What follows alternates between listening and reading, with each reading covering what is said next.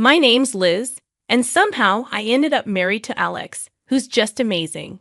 We're both 28, have our own place, pay our own bills, and live our own life. It's been a year since we got married, and honestly, things have been good overall.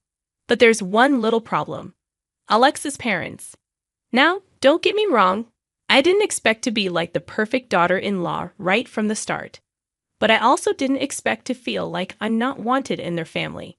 The first time I met Alex's parents, especially his mom Jane, it felt really uncomfortable. Jane looked at me like she was trying to decide if I was annoying or just boring. It was like she made up her mind about me before I even said hello. Alex had warned me that his mom could be a bit difficult. He said, "She can be a bit much, but don't take it personally." So I tried not to let it bother me. But during dinner, when I was passing the salt, Jane brought up Alex's ex-girlfriend Stephanie and how great of a cook she was. Alex just nodded, looking uncomfortable. I sat there feeling invisible while they talked about Stephanie like I wasn't even there. It hurt, but I tried to hide it with a smile. I even tried to join in, saying Stephanie sounded like she was a great cook. Jane smiled back at me, but it didn't seem genuine. Later, I talked to Alex about how I felt. It seemed like his mom was comparing me to his ex-girlfriend. Alex hugged me and reassured me that I was the one he chose, and that's all that mattered. I wanted to believe him. But little did I know that Jane had ulterior motives, and I was the pawn she was ready to sacrifice in her game.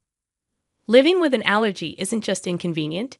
It's like having a shadow that constantly whispers danger in your ear. Since I was a kid, peanuts have been my worst enemy. It all started with a spoonful of peanut paste and a trip to the emergency room, leaving my parents with a clear message: keep her away from peanuts and a bunch of other foods if you want her to grow up. It's not just peanuts, though.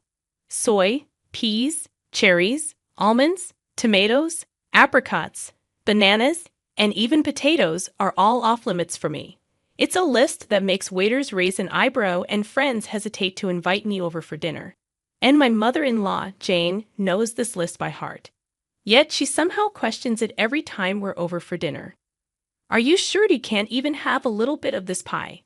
It's got almond extract," she'd ask, with a tone that ranged from concern to disbelief. I'd politely decline, though I'd rather not. Once at a family gathering, while I was trying to find something safe to eat at the buffet, Jane swooped in with her voice dripping with sweetness. "Liz, you must try this casserole." I made sure it was Liz-friendly, she announced. But her nurturing words didn't match the glint in her eye. Alex intervened, asking if the casserole contained cream of mushroom soup.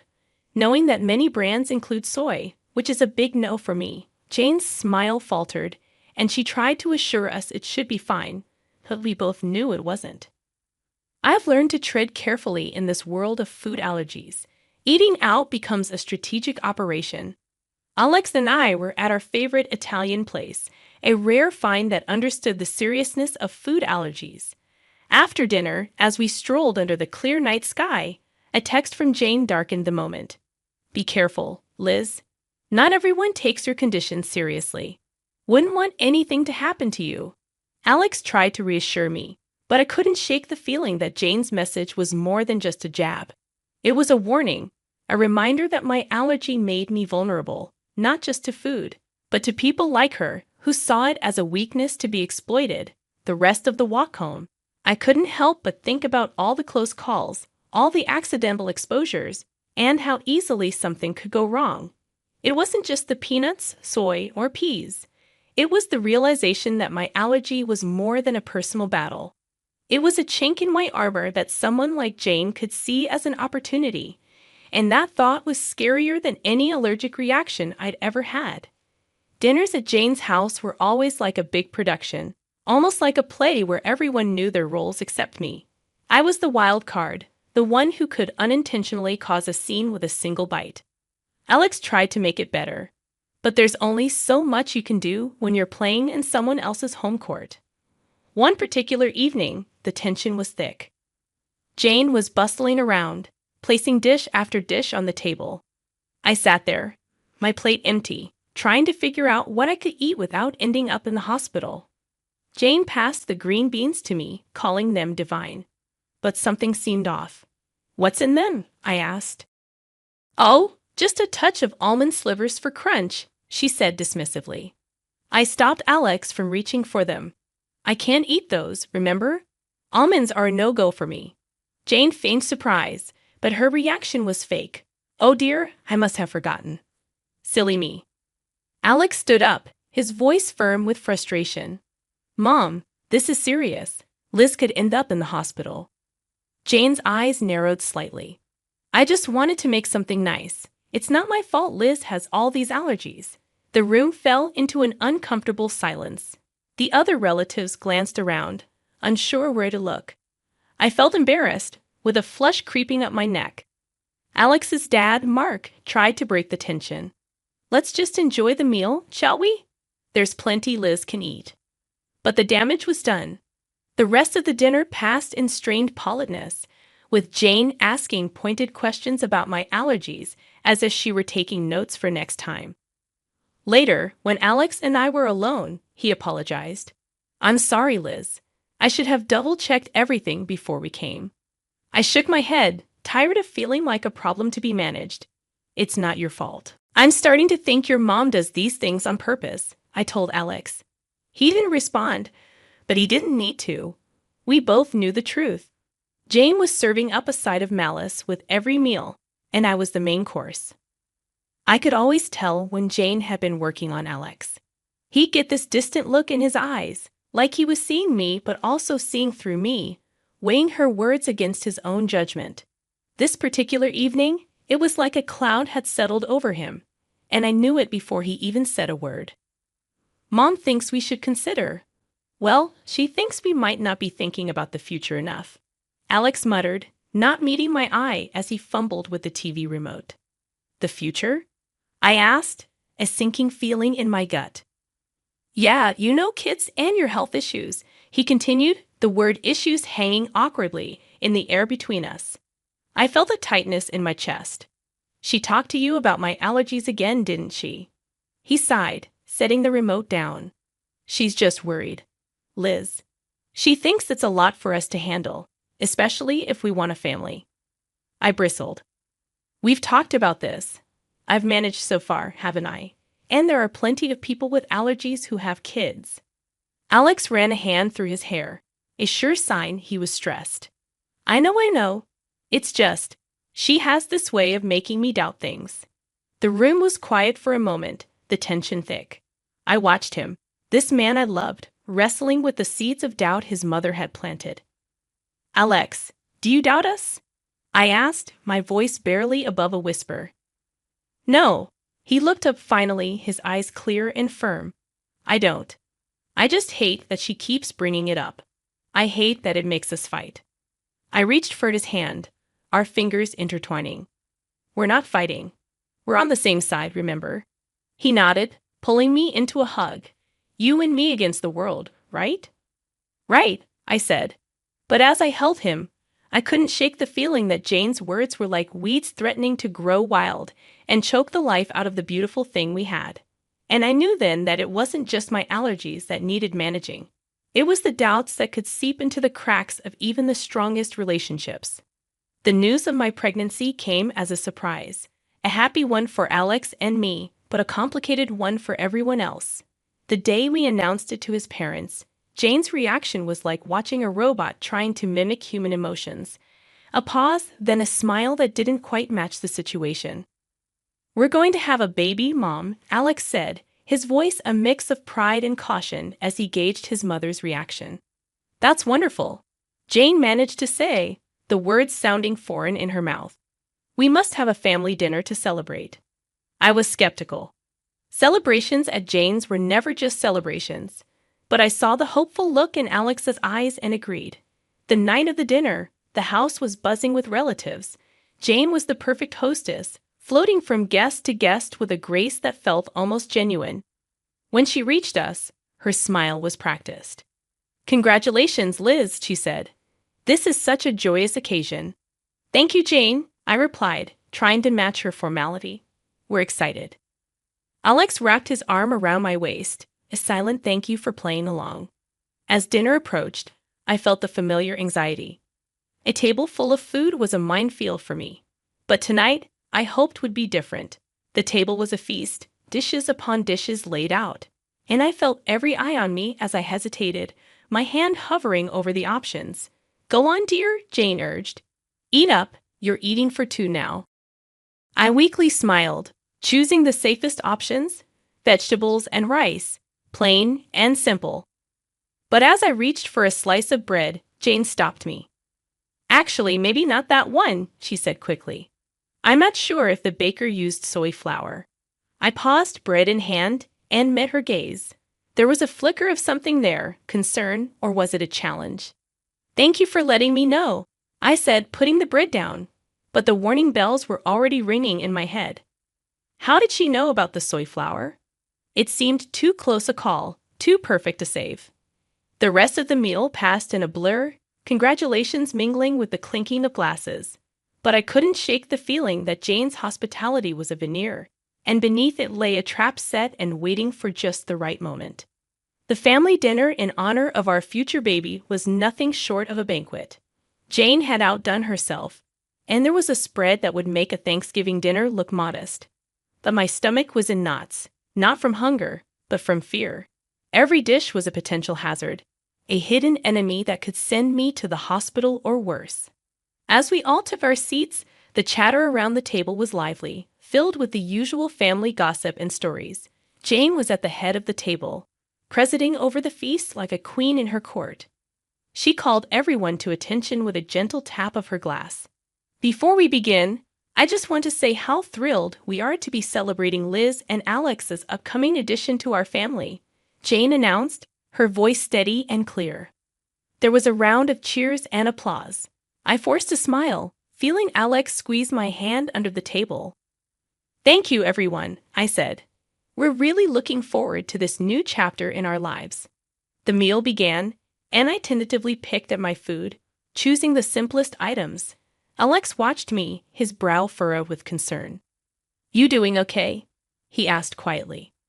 Yeah, just being careful, I replied, pushing a roasted potato around my plate. Jane's eyes were on me, and I felt like a specimen under a microscope. Liz, you haven't touched your salad, she said, her voice tinged with forced cheerfulness. The dressing is on the side, just as you like it. Thank you, Jane, I said. I'm just not much of an appetite tonight.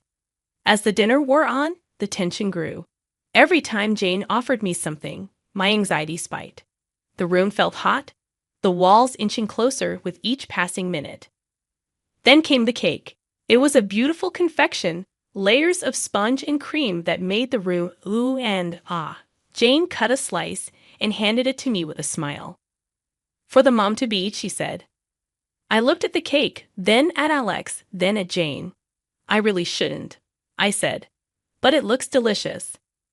Oh, come on, Liz, one little bite won't hurt for the baby, Jane pressed, her voice sweet as the icing.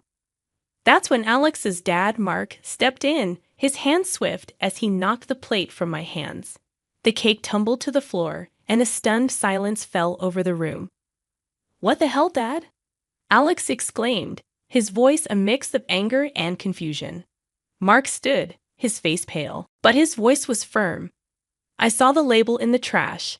That cake has peanut oil in it. The room erupted in chaos. Jane's face was the picture of shock, but her eyes gave her away. There was a flash of something there, fear, maybe guilt. Alex stood, his chair clattering behind him. Mom, did you know about this? He commanded. Jane's mouth opened and closed, but no words came out. And in that moment, the truth was as clear as the danger that had been on my plate. The room was dead silent after Mark's revelation, the dropped cake like a crime scene on the hardwood floor. Everyone's eyes were locked on Jane, who seemed to shrink under the collective gaze. Mom, is it true? Did you know? Alex's voice cut through the tension, sharp and demanding. Jane's eyes flickered with something dark before she regained her composure. Of course not. I would never. Her voice trailed off, unconvincing. Mark wasn't having any of it. I saw the shopping list, Jane. Peanut oil for cake. It was right there in your handwriting, he said, his voice steady but laced with disappointment.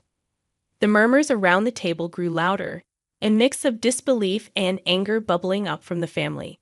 Alex was shaking his head, his hands balled into fists. How could you, Mom? Liz could have died. I was frozen in my seat, the gravity of the situation anchoring me down. This wasn't just carelessness or forgetfulness, it was intentional. Jane's mask finally slipped, her face twisted in anger. I didn't want it to come to this, but she's not right for you, Alex. She's weak, and now she's bringing a child into this world who will be just like her. Alex took a step toward his mother, incredulous. Weak? Liz is the strongest person I know. And you? How could you be so cruel? I could feel the eyes on me, waiting for me to break down, to crumble under the weight of Jane's words. But I didn't. Jane, I said, my voice surprisingly calm, you've made your feelings very clear. But this is not just about me. This is about a family, your grandchild. Jane looked away, her jaw clenched, and for the first time, I saw the hint of fear in her eyes. Maybe she realized that her actions hadn't just endangered me, but her relationship with her son, her reputation, everything. The rest of the evening was a blur. There were arguments, tears, and hushed conversations as the family tried to process what had happened. Alex and I left early, the weight of the evening heavy on our shoulders. We didn't speak much on the drive home. What was there to say? The truth was out, and with it, the facade of a polite, if not happy family, was shattered. The drive home was quiet, the kind of silence that's heavy, filled with things unsaid. When we finally walked through our front door, Alex and I just stood there, the echo of the night's drama still ringing in our ears. Alex was the first to break the silence. I can't believe my own mother would do something like that, he said, his voice hollow. I sat down on the couch, the cushion failing to comfort me. I know it's a lot to take in. He sat beside me, taking my hands in his. I'm so sorry, Liz. It's unforgivable. I looked at him, seeing the pain in his eyes, and my heart ached. It's not your fault, Alex. We couldn't have known she'd go this far. But the truth was there, hanging between us. Jane had crossed a line, and there was no going back. The family was in pieces. Some stood by us, shocked and appalled by Jane's actions, while others struggled to wrap their heads around the reality of the situation. The next few days were a whirlwind. Alex's phone buzzed constantly with messages and calls. Relatives wanted to express their shock, their support, their apologies. And through it all, there was a deafening silence from Jane. No apologies, no explanations, nothing. Alex finally broke the news to me a week later. Dad's left her. He can't get past what she did, he said, his voice heavy. It's been a long time coming. I wasn't sure how to feel. Relief, sadness, pity. And Jane? I asked tentatively. She's not handling it well. She's alone now. Alex replied, a twinge of something like regret in his tone. We sat in our living room, the walls we'd painted together, the furniture we'd picked out during countless trips to the store. It was our home, filled with our memories, our love. And outside, there was a storm brewing, one that threatened to uproot everything we knew. But in that moment, I realized that no matter what happened, we had each other. We were a team, about to bring a new life into the world. And that was what mattered. I love you, Liz, Alex said, pulling me close. I love you too, I whispered back. The fallout from that night would linger, the scars it left on our family would take time to heal. But as I looked at Alex, at the life we built, and the future we were about to embark on, I knew that we'd weather any storm together. And as for Jane, she was a chapter in our lives that we had closed, a story that we wouldn't let define us. From now on, it was just us, our baby, and the road ahead. Whatever it brought, we face it together.